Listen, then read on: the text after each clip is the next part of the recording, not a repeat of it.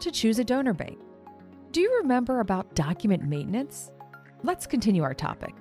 Today we will discuss such an essential concept as reimbursement. Reimbursement is also a significant element.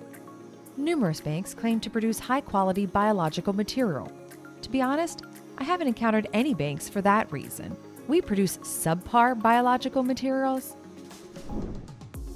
However, if you notice a bank providing you with guarantees higher than the ESHRE statistics release data, for instance, on survival, implantation, etc., only consider the reason for this or that bank doing this.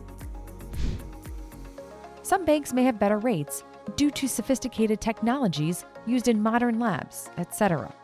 Certain banks may have better percentages. Moreover, for the most part, it still functions as a marketing gimmick to attract customers. If you notice a bank providing you with guarantees higher than the ESHRE statistics release data, for instance, on survival and implementation, inquire about why their advertising percentages are better than the numbers provided by ESHRE. Of course, give heed to the response.